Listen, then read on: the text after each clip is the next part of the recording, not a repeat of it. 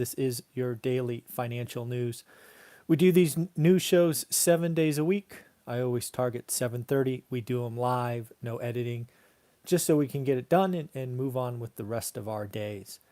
First, couple of things for you following the channel. Yes, we were up early again this morning, knocked out a couple of things on the 75 hard challenge, read the book, did the first workout, drank more than half a gallon of water already. Pretty crazy. All things part of the challenge, and really is kind of re-energizing, changing mindset. It is really a mental shift as it is a physical shift. So I am a fan. I'm enjoying it. I think today's day 8 or day 9, and I'm having a blast. Next up, we will do a live Q&A at 8 a.m. Pacific, so in about 29 minutes. I need to do a better job of advertising it during the week. I just do a bad job of those things, just like I always forget to ask for thumbs up in comments and subscriptions and all of those good things. We're just going to keep moving forward, and I thank you for all of your support. We get about 1,500 daily views on this financial news, so thank you very much for being a returning viewer. And if this is your first time watching it, these are usually 10 to 12 minutes, and we just get on with our day. So thank you for all of that. Where should I start? First and foremost, those asking Jimbo, he's right here. He's sleeping.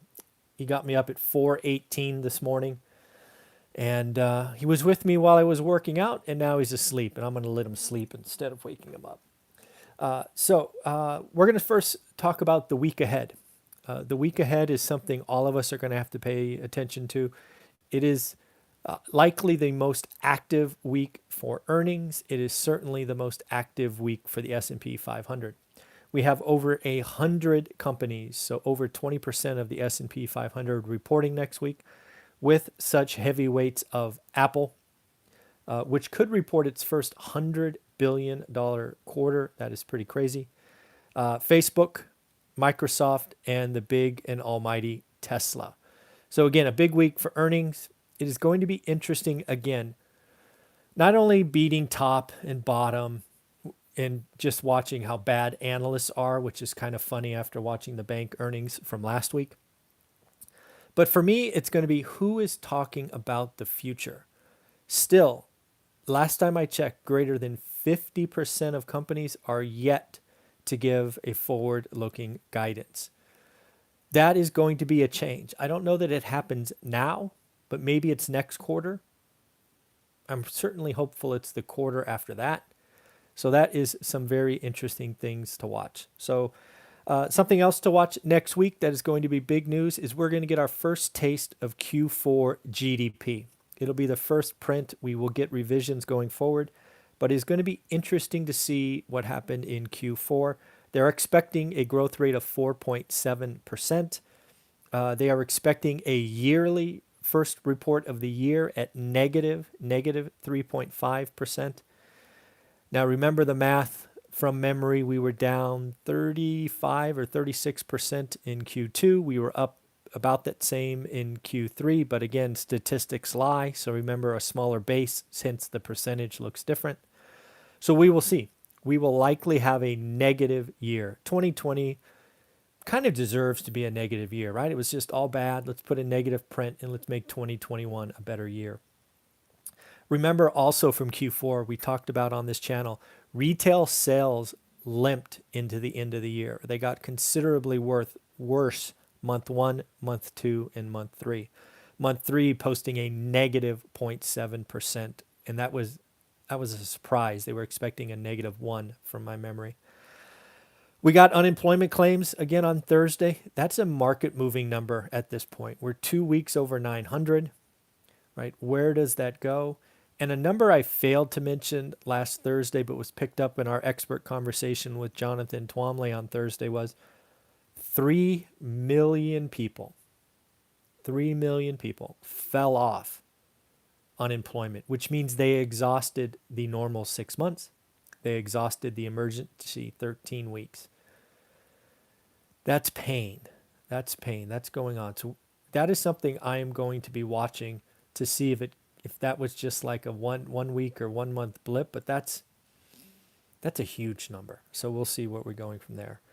Other things that we are going to watch for, because again, as a real estate channel, we got a lot of real estate data next week. The Case-Shiller Index comes out on Thursday. I still think it continues its trend, right? Case-Shiller does a 10 and a 20 market survey. I think it's going to continue. The 10 is going to be the lowest, the 20 will be next, and then nationally will be the largest number.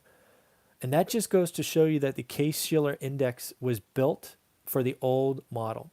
The Case-Shiller Index is really for the largest 10 or 20 metros. What's not working today? Major metros, urban living, high-rise living. People are moving to suburbia.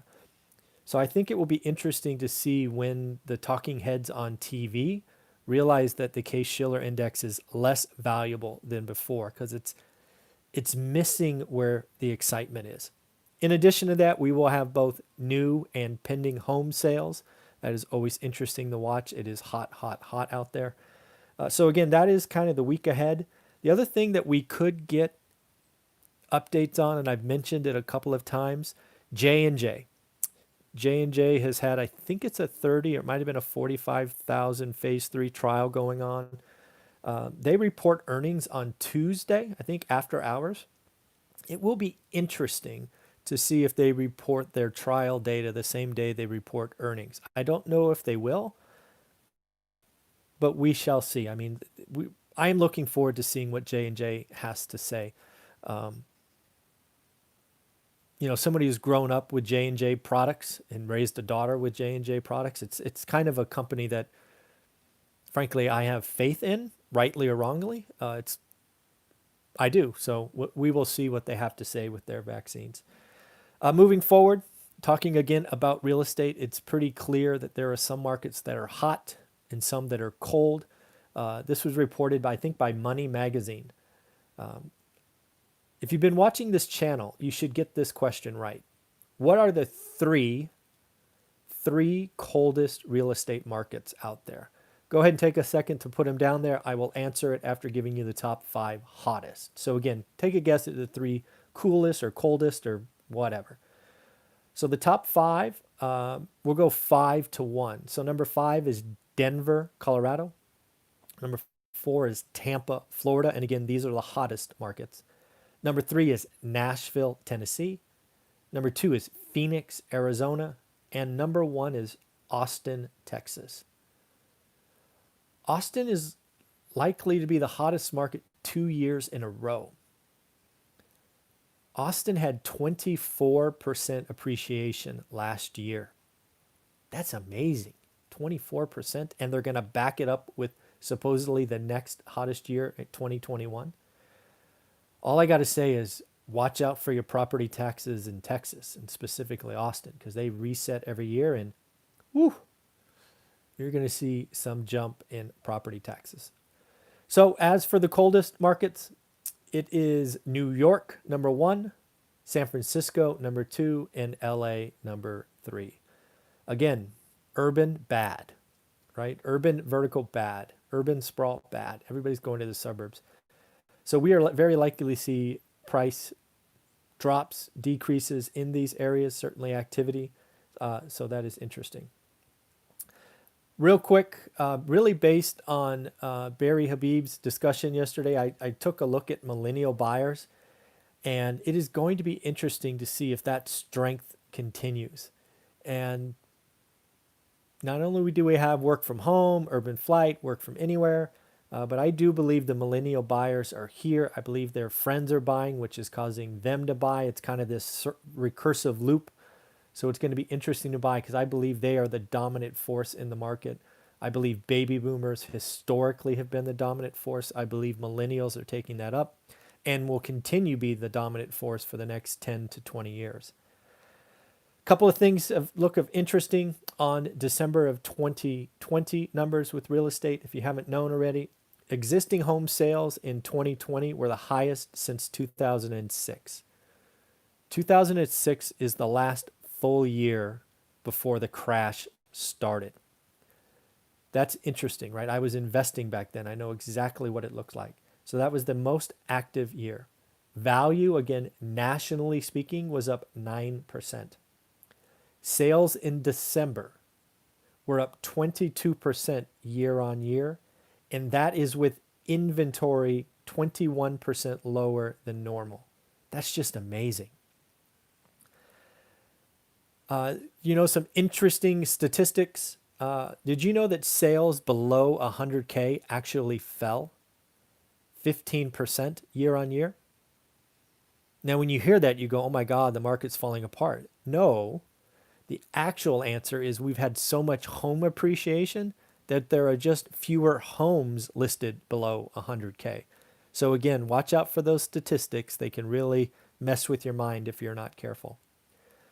Sale of homes between 500 and 750 are up 65%.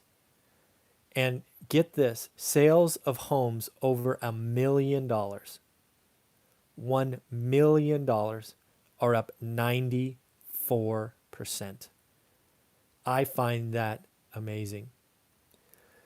The people feeling the greatest pain in this market of no inventory, cash buyers beating them out, are first-time buyers. As we wrapped up 2020, first-time buyers made up 31% of the market. Historically speaking, they make up 40%.